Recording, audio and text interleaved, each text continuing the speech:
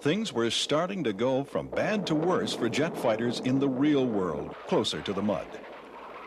In Vietnam, losses were rising from SA-2 missiles and radar-guided guns. By 1972, fewer than half the aircraft in a major strike against North Vietnam carried weapons. Most carried jammers.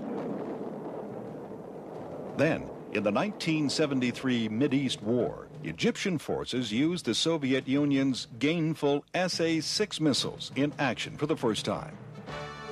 These rocket ramjet combination SAMs used a different tracking radar than previous Russian missiles, and Israel's jamming equipment proved ineffective.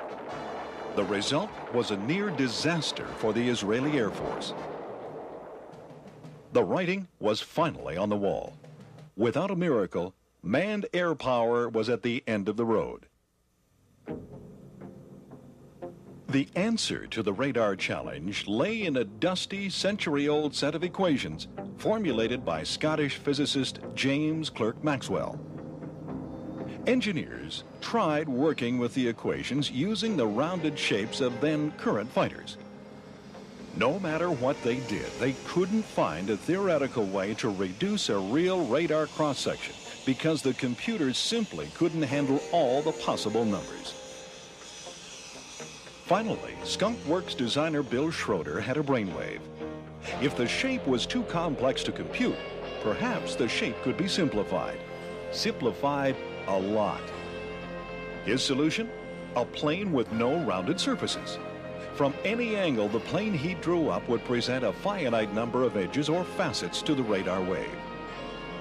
In effect, they had stopped trying to design a plane with a low RCS. They were going to design a low RCS and then make it fly.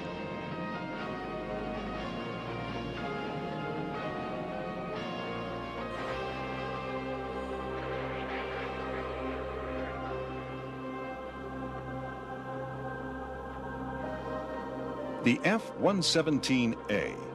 For more than 10 years, this aircraft was America's best-kept secret.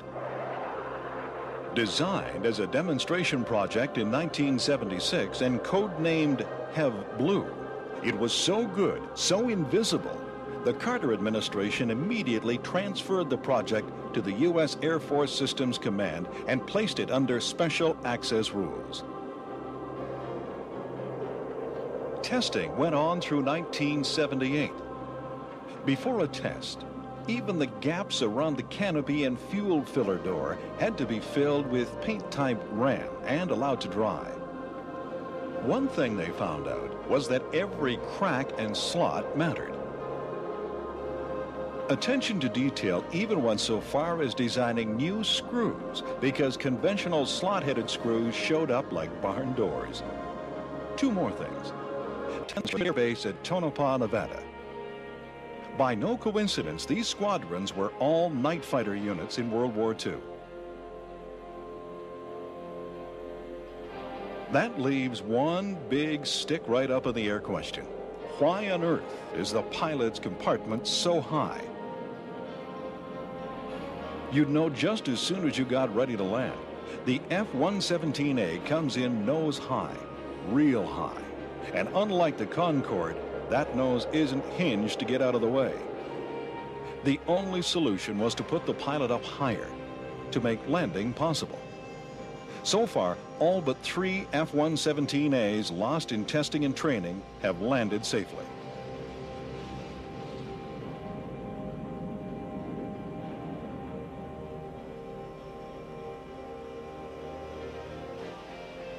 The F-117A, it's almost ghost-like. But there are even stranger craft being tested today at secret air bases throughout the United States.